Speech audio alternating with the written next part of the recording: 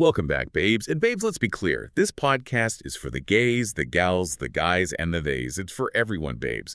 Snark doesn't discriminate, and neither do we. So whoever you are, wherever you are, babes, we are glad to have you. Because, babes, tonight's episode had us judging harder than Joan judges weak brunch potatoes. Oh my God, honestly, the potatoes at brunch today deserved every single ounce of that judgment. They really did. But wait, before we spiral into our daytime antics, let me just confirm for the Snark squad that it is officially Saturday night.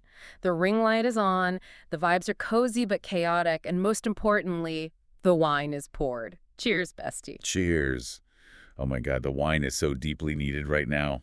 I feel like I'm still physically and emotionally recovering from daytime chaos. You and me both, sister. But before we get into the absolute madness of our afternoon, we have to talk about what we're actually doing tonight. We are breaking down the most brutal, unhinged premiere in television history. It was psychological warfare. Literally. Like, we have to answer this massive question for the Snark Squad. What does it actually take to survive a tournament format? Like, are we watching a simple talent show, or are we watching this ruthless masterclass in shifting alliances and, political lobbying? Oh, it is pure, unadulterated psychological warfare, babe. And we are going to dissect every single mind game, every dropped hemline, and every single side-eye. Yes, we are. But speaking of psychological warfare and survival, babes, we decided to do bottomless brunch at the Hive Buckhead today. Which, let's be real for a second, bottomless mimosas is just industry code for bottomless chaos. Oh, 100%. Especially, and I mean especially, when you were hanging out with Joan and Felicia. Our OG Snark queens. Literally two legends on a day pass from the retirement home, ready to absolutely terrorize the greater Atlanta hospitality industry. I am so emotionally attached to those two women. Yeah. My soul feels spiritually healed every single time we sit down with them. They are a menace to society. No, but just being in their presence lowers my cortisol levels. And the food today, babes, the banana Foster French toast, I could have legitimately cried. Okay, here we go. It was a religious experience, the caramelization, the perfectly bruleed sugar crust on the outside with that warm, custard-like center. It was basically dessert, girl. It coated my heart in pure, unadulterated joy. Sweet brunch food is just, it is a physical hug from the universe when you really need one. Okay, stop romanticizing sugar comas, bestie. I am going to be completely analytical here. You always are. Analytically speaking, sweet brunch is a Ricky mistake. It is an amateur move. It spikes your glycemic index through the roof within 20 minutes. Your pancreas panics. You crash in an hour. And you absolutely cannot properly day drink when you are fighting off a nap. That is entirely not true. It is biology, babe. Savory is the supreme strategy. That avocado toast with the perfect medium-firm poached egg, the chicken and waffles where the hot honey perfectly balances the savory, salty crunch of the breading. That is how you pace a bottomless brunch. You're ruining the magic. You need a structural foundation to absorb the champagne. You can't build a house on a swamp of maple syrup. I do not care about the glycemic index. I care about joy. I care about living in the moment. And Joan and Felicia were absolutely radiating joy today. Radiating joy? Well, okay, Felicia was radiating joy. Joan was radiating pure, unfiltered terror. I was crying, laughing, like actual tears, mildly concerned for our physical safety and our social standing in Buckhead, obviously, but mostly crying, laughing. It was so embarrassing, but so iconic. Felicia was shamelessly flirting with literally every single waiter in the establishment. She patted a 22-year-old server's arm, and this boy could not have been older than my little brother, and she told him he had strong forearms for carrying plates. Oh, poor kid. The boy was blushing so hard his ears turned purple. I thought he was going to drop the entire tray of carafes. I felt so seen by her. She is just living her truth. She has reached an age where she simply does not care about societal expectations. And then there's Joan. Joan looks at a plate of home fries, sighs like she's a Michelin star inspector who just got served canned dog food, and says, "These potatoes lack ambition." I almost spit out my mimosa. I know. It was so completely devastating because she didn't raise her voice. She just clinically assessed the potato and found it wanting. Exactly. Older women are objectively and analytically the funniest and most dangerous people alive. They have shed the social contract. They have zero filter, zero fear of social repercussions, and just like infinite time on their hands to observe human flaws. They are the blueprint, the absolute blueprint for how to live. Surviving brunch with them is easily the rose of my day. Easily. Just absorbing their chaotic energy gives me life. Oh, without a doubt. The Rose is surviving bottomless with two septuagenarians who can hold their liquor significantly better than we can. What's your thorn, babe? Ugh, my thorn is so annoying. I literally pinched my eyelid with my eyelash curler this morning. Oh my God, I hate that. You know when you just misjudge the depth perception by a millimeter and you clamp down and it feels like you've severed an optical nerve? Yes. I was tearing up. My mascara ran down my face like a Victorian widow. It was a whole dramatic inconvenience.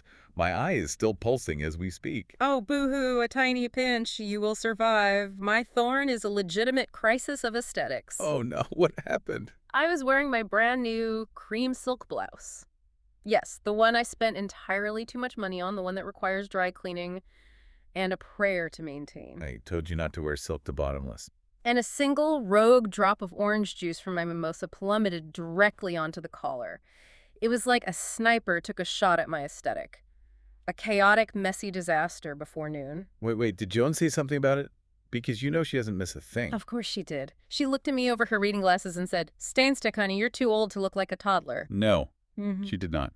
Ruthless. Just absolutely ruthless. But you know what? That energy, that unapologetic, veteran, I've seen it all energy, that transitions us perfectly into the absolute mess of tonight's double premiere. It really does. Because we saw that exact same dynamic play out on our screens. Oh my God, I have been spiraling since the credits rolled. The format alone, I need to hold your hand while we talk about this because my anxiety is peaking. Let's break down this cruel, cruel math for the Snark Squad. Because the producers woke up, looked at the chessboard, and chose violence. It really is. 18 queens in total. Divided into 3 brackets, that means 6 queens per bracket. But here is the sick twist. Only TWO advance from each bracket to the semifinals. 2. I can't. It's too brutal. I was sitting on the couch practically weeping into my throw pillow. It is wild. 2 out of 6.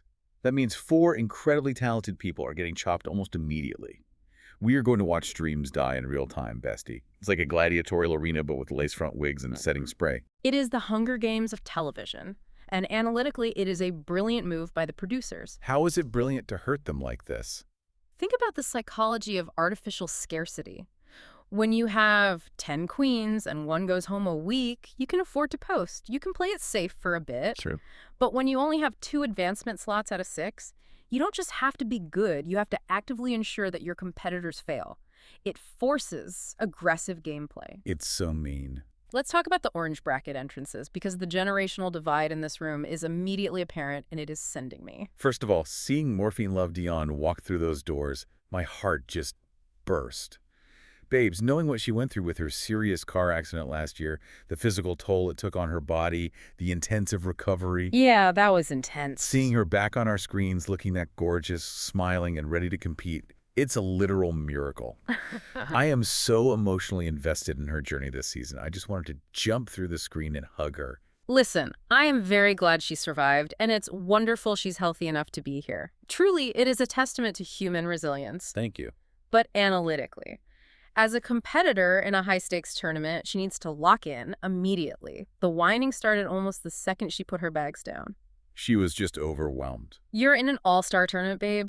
You cannot be complaining about the format being hard or the choreography being tiring in episode 1. You have to adapt because you are going up against actual hardened veterans of the industry. The veterans, the legends, Morgan McMichaels and Mystique Summers, Season 2 royalty. Exactly. For the Snark Squad members who might be newer to the franchise, we call these the Logo Era Queens. The golden age. Back when the show aired on the Logo Network, there was no massive mainstream budget. It was shot through a Vaseline filter. The prize money was a gift certificate to a wig store. And the queens fought with a raw, unfiltered ferocity that you just don't see anymore. Literally untamed drama. The contrast today is gag-worthy. You have Morgan and Mystique, who were on television 16 years ago when these younger queens were probably still in middle school. That is so crazy to think about. Pitted against the season 16 and 17 babies, Dawn, Morphine, and Lucky Starzzz, and Akiria is just floating in the middle as a season 11 and All-Star 6 icon. I got full-body chills when Morgan and Mystique saw each other 16 years ago. I am from Chicago, bitch. It is still the most iconic fight in reality television history. Easily top 5 moments. To see them back in the same room, sizing each other up after all this time, it felt historical, it felt monumental. I was getting emotional just thinking about the passage of time. It felt like someone dusted off the archives and said, let's see if there's any bad blood left in these veins. And then RuPaul comes in, completely ignores the emotional weight of the reunion, and immediately forces them into the most ridiculous, degrading mini-challenge I've ever seen in my life. Oh my God, I was crying laughing. Yeah. Crying. I could not breathe. The challenge was pulling up a pair of oversized, elastic tighty-whities from your ankles to your waist without using your hands. Who comes up with this stuff? They are all in full drag, corseted, padded, wiggling on the floor like a bunch of upside-down turtles trying to flip over. None of them could get the underwear past their thighs. Not a single one. The physiological absurdity of asking a drag queen whose body is currently sculpted by steel-boned corsetry to bend like a pretzel is hilarious. RuPaul literally had to hand out a $500 pity tip to everyone just for participating in the humiliation. A pity tip. It was a complete farce, and I lived for it. The visual of Acaria, this regal pageant goddess, just rolling on the floor in her stunning entrance look, desperately wiggling her hips, it was art. Pure modern art. Truly. But then the laughter stopped, and the anxiety set in because the Maxi Challenge was announced, an 80s rap and choreography challenge. And the workroom dynamics immediately, and I mean immediately, fractured. Fractured is an understatement. It was a masterclass in failed leadership. It was so stressful. Morphine reluctantly takes over the choreography because nobody else wants to stick their neck out. But instead of just leading, she spends half the rehearsal time complaining that she should get a bonus point just for choreographing. She just wanted some appreciation. Meanwhile, Morgan is trying to assert dominance and organize the room like a traditional drag mother, but she physically cannot keep up with the tempo. You could hear her knees popping through the television screen. I was so stressed for Morgan. I was gripping the edge of my seat. It was rough to watch. I was like, please, universe, do not let this woman pull a hamstring on day one. She is giving it everything she has. She is trying to keep up with these 20-something Miami dancers who do this in the clubs 7 nights a week, and I'm just watching her joints fight for their literal lives. I mean, age is a factor. But you have to respect the hustle, babe. You have to respect the heart. Let's strip away the emotion. Analytically, Morgan was playing it incredibly smart. You think so? She knew she wasn't the best dancer in that room, so she was trying to dictate the pacing to something she could safely manage without looking foolish. She wasn't going to let age stop her, but she also wasn't going to let a bunch of Gen Z queens dictate a hyper-fast routine that would expose her weaknesses. That is actually a really good point. It's classic workplace dynamics, babes. Yes. The veteran who knows the old system trying to maintain control over the new hire who wants to digitize everything. Well, it all culminated on the main stage. The premiere performance of Breakdancin' 2. Well, Electric Rougaloo. a completely unhinged title that makes zero sense, but we move. Let's break down the actual performances. Okay, Morphine's verse, honestly, I felt it in my soul. Oh, really? Yes. I thought she brought such good, authentic Miami flavor. Her cadence was perfect for an 80s beat. She hit every single mark, and she looked stunning. I was obsessed with her energy. Okay, I'll give her that. And then Dawn, I don't know, bestie. I felt distinctly underwhelmed. I wanted more of that chaotic Brooklyn Goblin energy from her, but it felt a little stiff. Stiff. Babes, Dawn looked like a lost tourist who wandered out of a timeshare presentation and accidentally onto the set of a music video. Exactly. She had no groove, no pocket, but to be fair to her, she knew every single word, which is significantly more than we can say for some people on that stage. Let's talk about Mystique. Because, babe, we have to talk about Mystique. Oh, my heart broke for her. It physically broke. I wanted her redemption arc so badly. She has been waiting 16 years for this call. Save your tears, girl, because I'm going to ruthlessly read this performance. Be gentle. You cannot wait 16 years for a comeback and then freeze. Mystique forgot the words. Her energy was completely subterranean. She looked terrified in her eyes. She's just nervous. And the outfit. We have to talk about the outfit. She was wearing a bedazzled tracksuit that looked exactly like Missy Elliott's early weight loss era. It was very casual. It was just a baggy jacket and some pants with a few scattered rhinestones. It was giving suburban mall walker who accidentally joined a flash mob outside of a JCPenney. Okay, it wasn't her best showing, I'll admit that. Stage fright is real, even for veterans. The pressure of the cameras coming back on after over a decade has to be paralyzing. Sure, but it's a competition. But then we got to the runway. LaToya's are us. with guest judge LaToya Jackson herself. A cultural moment. A very specific, very niche cultural moment. For the Snark squad members who might not know, LaToya Jackson is a massive icon in the queer and drag communities. A total legend. She represents camp, she represents surviving reality television, and she represents doing things entirely your own way, regardless of what your famous family is doing. It's a brilliant runway theme. Let's start with Akira. I loved it. Black and gold glamour. She always looks so regal, so poised. She is pure Texas pageant excellence. When she walks down a runway, you feel the wealth. The top half, stunning. The hair, flawless. But let's look at the construction, specifically the hemline. Oh, here we go. It was a weird in-between man short length. It wasn't a sweeping gown, and it wasn't a cheeky miniskirt. It hit at this incredibly awkward point right in the middle of the thigh that just completely cut off her proportions and made her legs look shorter. I didn't even notice that. Objective fact in the fashion world, babe, a bad hemline ruins a good garment. If it had been 2 inches shorter, it would have been perfect. You are so nitpicky. You're looking at the seams. I'm looking at the fantasy. What about Dawn? Because Dawn came out in that orange showgirl look, and I gasped. I actually gasped aloud in my living room. I will give credit exactly where credit is due. Dawn makes all of her own garments, which is a massive advantage in this competition. Huge advantage. That orange look was impeccable. It was perfectly tailored to her body. It was delightfully weird but undeniably glamorous. And she managed to incorporate her signature prosthetic elf ears into the headpiece seamlessly. So clever. It was a flawless execution of mapping her specific weirdo brand onto the LaToya Jackson prompt. Flawless. No notes. But then we have to talk about Mystique again. Yeah. And Bestie, please, I am begging you to be kind. And I'm always kind. I know the look had issues, but she was doing a purple tribute because she recently lost her mother, and purple was her mother's favorite color. That context alone had me tearing up on the couch. Yeah. You can't critique a tribute to someone's late mother harshly. I have all the sympathy in the world for her loss. Truly, my heart goes out to her, and it is a beautiful thing to want to honor your mother on a global stage. Right. But I am an analyst judging a cutthroat fashion competition, and analytically, that outfit was a disaster of construction. Oh, no. She was going for a nude illusion, which, for our listeners, is when a queen uses a sheer mesh fabric that perfectly matches their skin tone to make it look like rhinestones or floating fabric are attached directly to their bare skin. Yes, the classic drag illusion. But Mystique's mesh was completely the wrong shade. It looked like Neapolitan ice cream melting together. Oh my God, you can't say that. And then, to make matters worse, she paired this supposed nude illusion top with thick, opaque black tights.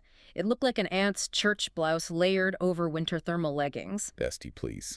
The proportions were wrong, the illusion was completely shattered, and it did not read LaToya Jackson in any universe. It was a massive miss, and in a bracket of 6, you cannot afford a miss. It was incredibly tough to watch. I just wanted to wrap her in a blanket. But you know what wasn't tough to watch? The lip sync. Yeah. Because the top 2 of the week were Morgan and Dawn. Which was so correct. And Morgan, babes, Morgan McMichaels is 44 years old, and she threw a full, unassisted, perfectly executed cartwheel in a heavily boned corset to LaToya's Such a Wicked Love. Insane. I was screaming at the television, pure, unadulterated legend behavior. And this is exactly where I need to go on a massive snarky rant, because after the episode, I opened up Reddit and Twitter to see what the fans were saying, and the drag fandom's ageism is absolutely repulsive. I was disgusted. It's so toxic. People on these forums are acting like Morgan is an ancient relic from the PBS Antiques Roadshow, like they dusted her off a shelf in a museum and asked for a historical appraisal. It's just disrespectful. She is 44, babes. 44 is not dead. Half of these fans sitting on their couches critiquing her stamina can't even stand up to get a Hot Pocket from the microwave without pulling a hamstring or groaning. Literally. She is out there doing acrobatics in 6-inch heels, wearing a corset that restricts her lung capacity by 30%, outperforming queens literally half her age, and reminding everyone why the older generation of drag is built entirely different. They know how to perform? They know how to entertain an audience. They don't just rely on a pretty Instagram face and a TikTok transition.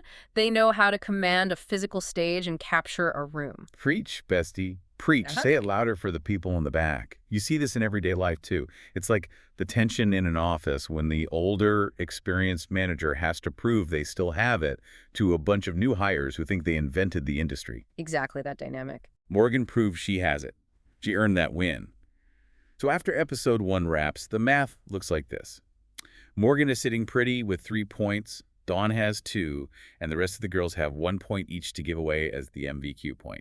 Which brings us directly into the chaotic, deeply uncomfortable mess of episode 2, the social game. The drama. For the Snark squad, let's define this new mechanic. The MVQ, or most valuable queen point, means the queens who didn't win get to vote to give one of their peers a point. It completely changes everything. It completely shifts the dynamic. It's no longer just about impressing RuPaul, it's about impressing each other. It turns a pure talent competition into a season of Survivor. It introduces politics. I was a wreck watching this play out. I felt so incredibly bad for Morphine. Oh, here we go with the Morphine defense. She took on the choreography when no one else would. She led the group through a really stressful rehearsal, and she fully, genuinely expected loyalty from her sisters in return. She thought she was going to sweep those pity points from the bottom queens as a thank you for her hard work. Well, Morphine is playing a terrible social strategy, and we need to analytically dissect exactly why it blew up in her face. It wasn't terrible. You cannot just expect points based on an invisible ledger only you are keeping. You have to actively manage interpersonal relationships. Let's look at the tape. Okay, let's look. In episode 1, Lucky Starzzz specifically pulled Morphine aside in the workroom and explicitly asked for a Miami alliance. It was a direct olive branch. True. Morphine was shady about it, acted aloof, gave a non-committal answer, and essentially rejected the alliance on camera. She's just being playful. That's just how Miami girls banter. It's sarcastic, it's dry, it's not meant to be a blood feud. No, babes, it was objectively bad gameplay. This is the concept of reciprocal altruism. You scratch my back, I scratch yours. If you reject the contract, you don't get the benefits. I just think she was misunderstood. So when it came time to hand out the MVQ points, Lucky gave hers to Mystique. Why? Because Mystique was actually nice to her in the workroom, and Morphine was completely gooped. She was so upset. She was acting so deeply betrayed, pouting in the corner of the room, acting like a real housewife who got sat at the bad table near the kitchen at a charity gala. Stop. She's in the wrong television franchise. You rejected the alliance, sister. What did you mathematically expect to happen? I am going to push back on this. I'm going to defend Morphine here. She was hurt. Her feelings were completely valid. Valid, maybe, but not strategic. She spent hours teaching those girls the 8 counts.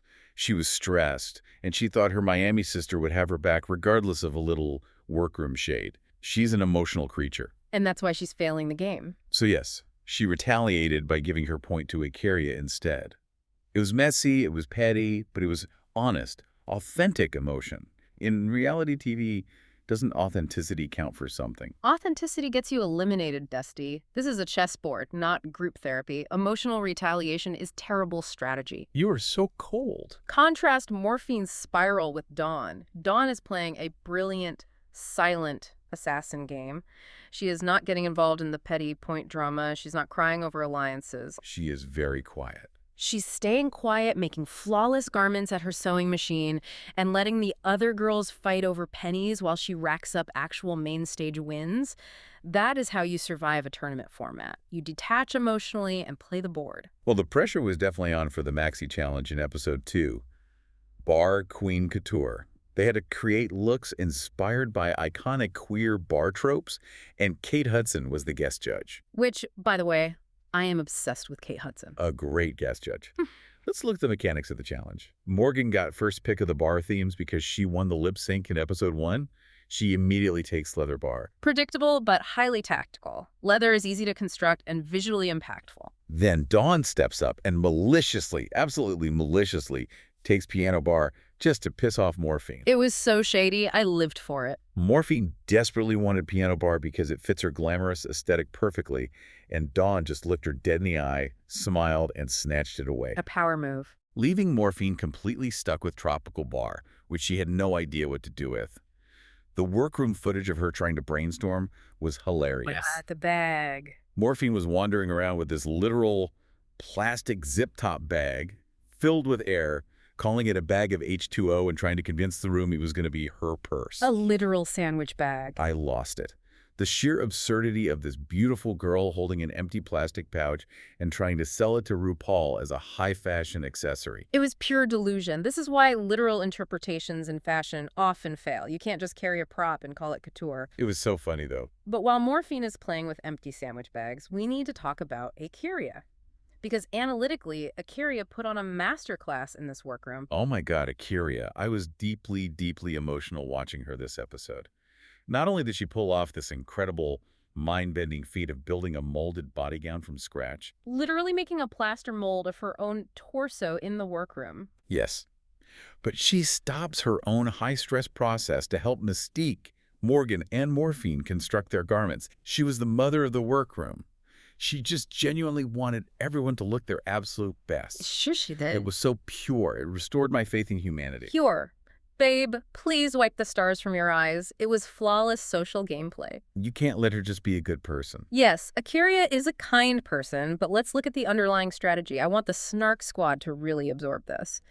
By helping every single struggling queen in that room, Akiria is securing future MVQ points. Wow. She is building a massive web of debts. It is the sociological concept of social capital. When those girls are inevitably in the bottom again next week, who are they going to give their single point to? I mean, you're not wrong. Are they going to give it to the girl who sat in silence, or are they going to give it to the girl who literally sewed their hem together when they were having a panic attack? It is a brilliant, long-term political strategy disguised as sisterhood. You are so incredibly cynical. I cannot believe you view kindness as a weapon. Sometimes people just want to be nice and uplift their community. I call it like I see it, babes. But whether it was strategy or sisterhood, it paid off because the runway was incredible. Yeah. Let's go through the bar queen couture.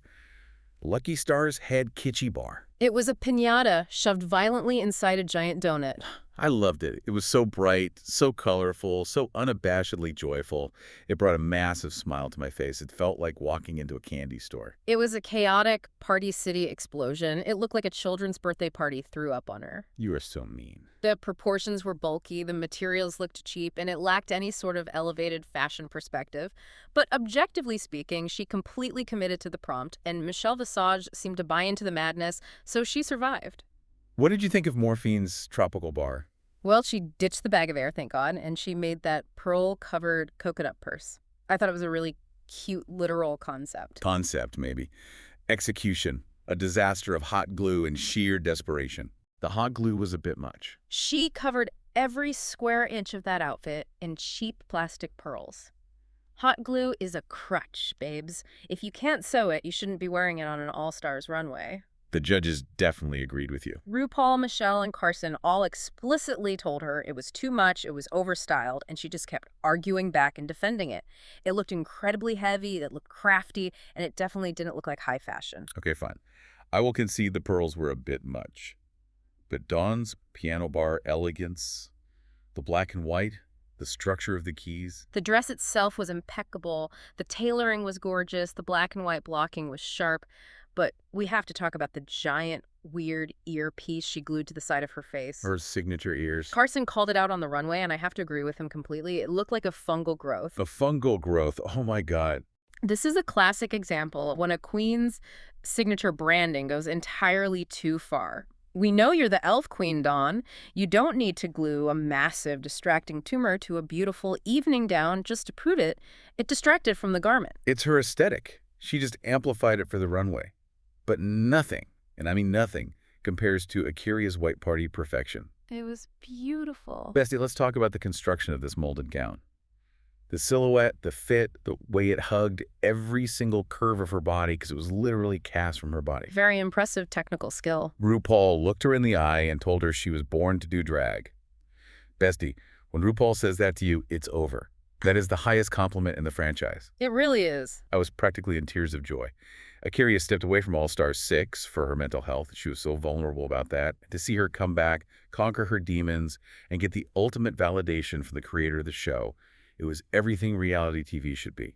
It was a total, undeniable triumph. So Akiria and Dawn are named the top 2 of the week, and they have to lip sync for the win to Fergalicious. Such a fun, iconic, early 2000 song. I was ready to dance in my living room. It's a great song, but babes, we need to talk about the audio editing of this episode. I am going to go on a highly technical, snarky tier right now because the amateurish audio mixing of that track on the show was completely unacceptable. Oh, here comes the producer brain. Whoever was sitting in the editing bay chopped bars, made incredibly jarring cuts, and completely removed the natural pulsing rhythm of the song. When you edit a dance track poorly, the queens look off rhythm to the viewer at home, even if they were perfectly on beat in the room. It completely threw off the viewing experience. It was a little choppy. I noticed a weird jump in the chorus, but I still thought Dawn brought great quirky energy. She was hitting those incredibly fast lyrics and serving great comedic face. Quirky Face does not win a Fergalicious lip sync, bestie. This isn't a Broadway comedy number, it's a club track.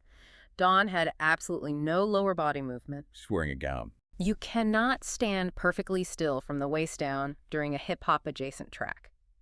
Akiria, on the other hand, absolutely dominated. She understood the assignment. She hit the beat perfectly with her butt. I really did. Boom, boom, boom, right on the heavy snare. She felt the bass line.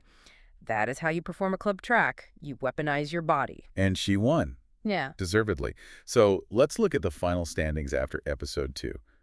The math is wild. Yeah. Akiria is tied for the lead at 4 points. Dawn is right there with her at 4 points. Morgan is sitting at 3. And the rest of the girls in the orange bracket are basically fighting for absolute scraps. It is an incredibly tight race at the top and an absolute desperate bloodbath at the bottom. It really is. Babes, Yeah. we need to officially crown the queens of our own segments, because I am spiraling over these interpersonal dynamics. It is time for segment 1, Main Stage Mother. The concept for our listeners who absolutely dominated the episode and had true, undeniable main character energy. You go first, my emotional bestie. I am choosing Akiria, without a single doubt in my mind. Her entire redemption arc across these 2 episodes is exactly what reality TV dreams are made of. Very emotional choice. She was deeply vulnerable about why she left All-Star 6. She came back with a renewed fire. She pulls off the technical marvel of building a stunning molded gown from absolute scratch in 2 days. She gets the legendary born to do drag comment from RuPaul. And she selflessly helps 3 other queens in the workroom so they don't look like a mess on the runway. Okay. That is pure, unfiltered mother energy. She owned the week. It's a very solid, very emotional argument, but analytically, I have to choose Morgan McMichaels. Really? Oh. Over Akiria's entire emotional journey. Yes, absolutely. Let's look at the facts. Morgan is 44 years old. She survives that grueling hyperspeed choreography, puts the young, whining girls in their place with absolute authority, delivers the best lip sync of the 2-part premiere by throwing a cartwheel in a corset, and reminds everyone why the logo-era queens are built entirely different. I mean, the cartwheel was iconic. She came into this competition with a massive chip on her shoulder after her early exit on All Stars 3, and she completely commanded the room the second she walked in. Main character energy, hands down. She is the anchor of the bracket. Okay, I respect the legacy argument. I do. But let's move to our next segment, which might honestly be my favorite.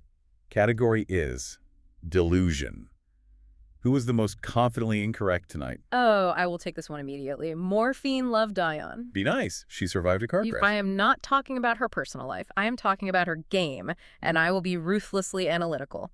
Morphine's social gameplay was the dictionary definition of delusion. You're so tough on her. I am outlining this so clearly. You cannot be visibly shady to Lucky when she explicitly offers you a safety alliance, completely reject her olive branch on camera, and then act completely gooped, gagged, and emotionally betrayed when Lucky doesn't hand you a pity point. I know. It is mathematically and socially illogical. You reap what you sow, and she was sowing terrible, aloof vibes. I want to push back on that so hard. I'm going to defend Morphine being in her feelings here. She worked so incredibly hard on that choreography. She did, but still. She was carrying the weight of the group. She felt entirely underappreciated by the judges, and she thought her Miami sister would have her back regardless of a little dry workroom shade. She's an emotional person operating under extreme stress. Being stressed isn't a strategy. But okay, fine. Ultimately, looking at the points, I have to agree the social gameplay was a complete disaster. It backfired spectacularly and left her with 0 leverage. Exactly. You can be emotional all you want in your hotel room, but in the workroom, you have to count the votes. My runner-up for delusion, though, is Mystique. Sincerely thinking that purple and off-brand nude illusion looked anything remotely like a high-fashion LaToya Jackson tribute. Oh, stop. Yeah. Stop. Let's move on before I get highly defensive of Mystique again. Segment 3.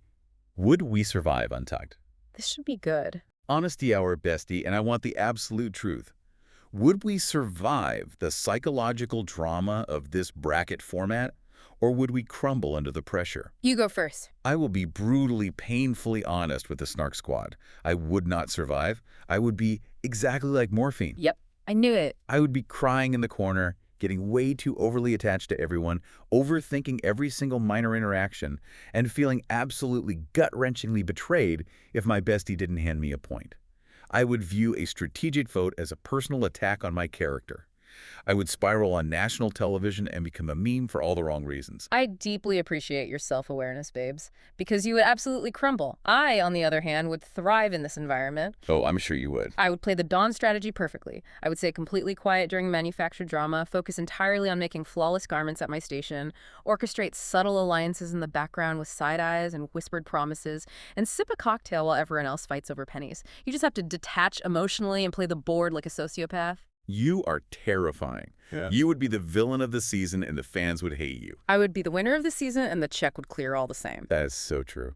Let's move to our final segment. And babes, this one requires real vision. It's time for the Snatch Game of Life. Yes, for our newer listeners, Snatch Game is the iconic celebrity impersonation challenge that separates the look queens from the true comedy queens. It requires quick wit and improv skills. Essential skills. So the concept of our segment. Right. Each of us picks one reality star, one celebrity, and one random person from real life who would either completely slay or totally flop on Drag Race.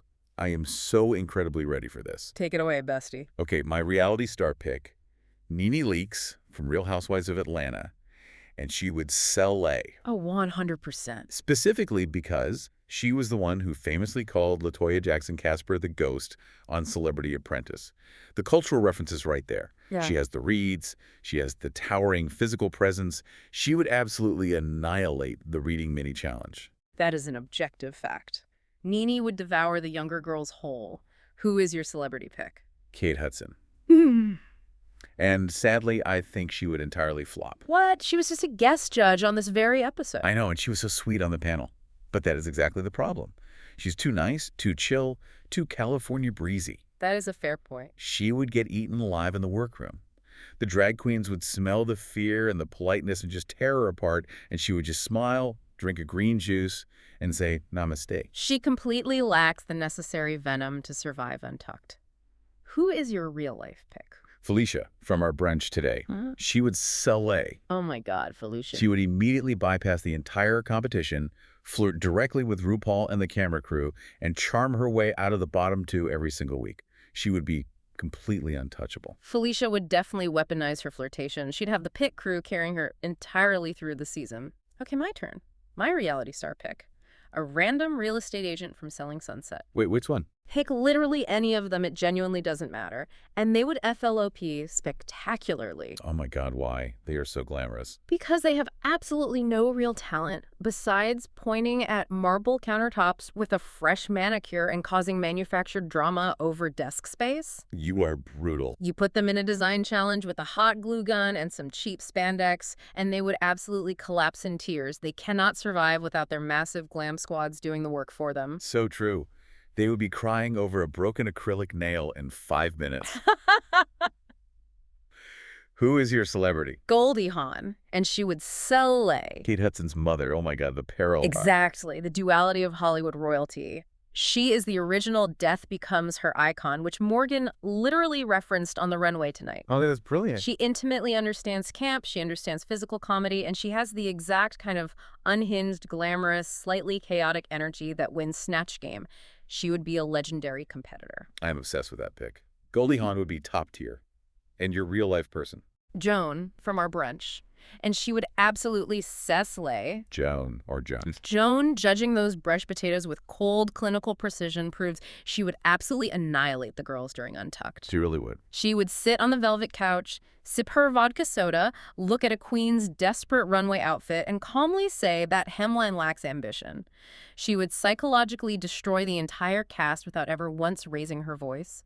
Joan is the final boss of Drag Race. I am terrified of Joan, and I respect her immensely. Babes, this has been the most unhinged, glorious spiral, but we have to wind down our breakdown of this premiere. We do. Thank you to the Snark Squad for spending your Saturday night chaos with us. We love spiraling with you and dissecting this absolute madness. We really do. But before we go, I want to leave you with one lynching philosophical question to ponder this week. In a tournament format where your direct competitors are the ones voting you forward through MVQ points, who is the ultimate winner? Is it the best, most talented drag queen, or is it just the best politician?